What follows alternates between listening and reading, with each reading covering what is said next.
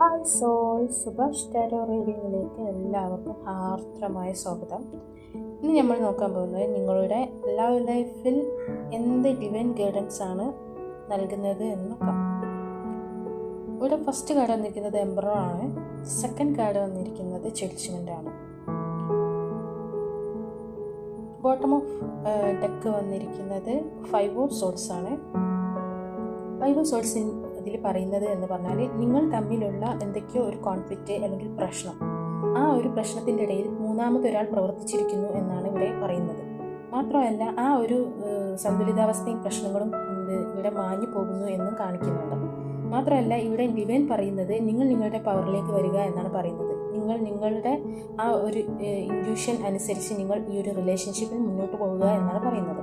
മാത്രമല്ല തെറ്റിദ്ധാരണകളും വിശ്വാസക്കുറവും മാറ്റി നിർത്തുക, നിങ്ങൾ നല്ല രീതിയിൽ സംസാരിക്കുക, നിങ്ങൾ നല്ല രീതിയിൽ മുന്നോട്ട് പോകുക എന്നാണ് പറയുന്നത്. ജഡ്ജ്മെൻറ്റ് വന്നിരിക്കുന്നത് നിങ്ങൾ നെഗറ്റീവായിട്ടുള്ള കാര്യങ്ങളൊന്നും ജഡ്ജ്മെൻറ്റ് ചെയ്യരുത് എന്നാണ് പറയുന്നത്. മറ്റുള്ളവർ പറയുന്നത് അനുസരിച്ച് നമ്മൾ ജഡ്ജ്മെൻറ്റ് ചെയ്യാൻ നിന്നാൽ റിലേഷൻഷിപ്പിന് താളം തെറ്റാൻ സാധ്യതയുണ്ട്. ഇവിടെ ഈ എംപറർ എന്ന് പറയുന്നത് നിങ്ങൾ നിങ്ങളുടെ പവറിലേക്ക് വരിക, നിങ്ങൾ നിങ്ങളുടെ അധികാരത്തിലേക്ക് വരിക.